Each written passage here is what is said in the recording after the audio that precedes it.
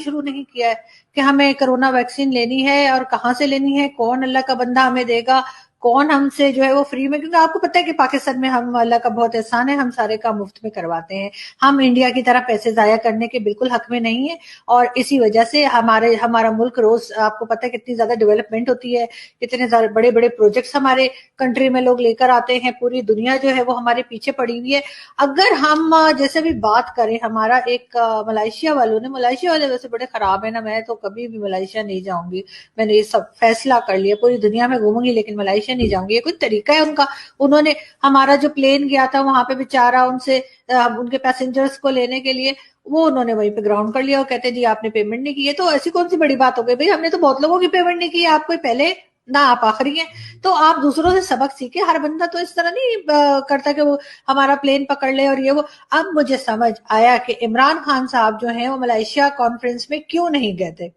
دیکھیں prime minister وہاں جاتے اور وہاں پہ وہ جو پلین تھا اس کو وہ گراؤنڈ کر لیتے اور پھر آنے نہیں دیتے, عمران خان صاحب کو وہیں بٹھا لیتے چلغوزے کھانے کے لیے. چلغوزے سے مجھے یاد ہے, مجھے نہیں پتا ہندی میں چلغوزے کو کیا کہتے ہیں, اور لیکن یہ ہے کہ اتنے مہنگے ہیں نا چلغوزے کہ ہم نے تو اس پورے سیزن میں ہاتھ بھی نہیں لگائے, ایک نظر دیکھا تک نہیں ہے ڈرائی فروٹس میں کہ چلغوزے نام کی بھی کوئی چیز ہوتی ہے. ویسے آپ لوگ مجھے بتائیے کہ چلغوزے کو کیا کہتے ہیں؟ وہ اتنے اتنے سے ہوتے ہیں نا, ان کو چھیل کر بڑی مشکل سے کھانے کو ملتے ہیں لیکن بڑے مزے کے ہوتے ہیں. تو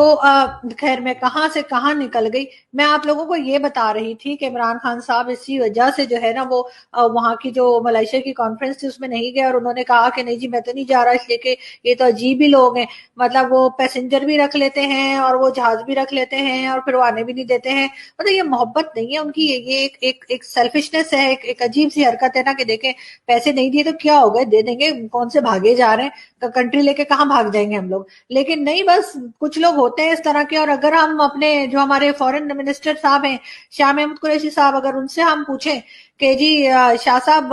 بتائیے نا بھلا یہ ملائیشیا نے کیا کیا, اور ہمارا تو پلین ہی روک لیا اور ہمیں تو کہا کہ جی آپ نے پیمنٹ نہیں کی ہے, وہ جو لیز پہ آپ نے جہاز خریدے. تو وہ آگے سے پتہ کیا جواب دیتے ہیں, وہ کہتے ہیں بھارت پورے خطے میں اکیلا ہو رہا ہے, بھارت پوری دنیا میں اکیلا ہو رہا ہے. ارے شاہ صاحب ہم نے آپ سے پوچھا ہے پلین کا, آپ ہمیں یہ بتا رہے ہیں کہ بھارت تنہا ہو رہا ہے دنیا میں, بھارت پورے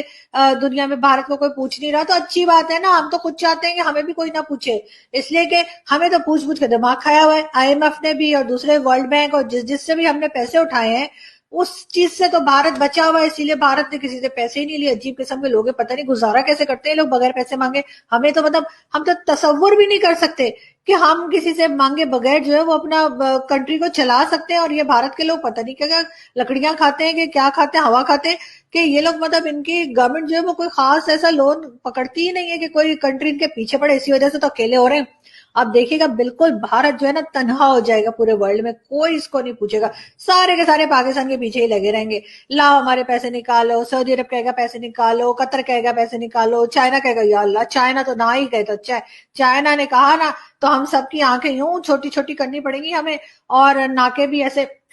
آپ کو پتا ہے نا چھوٹی چھوٹی ناک ہوتی ہے ان کی, چھوٹی چھوٹی آئیز ہوتی ہیں, تو ہمیں تو پھر چائنیز ہی بننا پڑ جائے گا. اس لیے کہ کہیں چائنا نے پیسے مانگ لیے تو بس سمجھو جی بھائی لینے کے دینے پڑ جائیں گے, وہ جو بخشی سر کہتے ہیں نا بڑے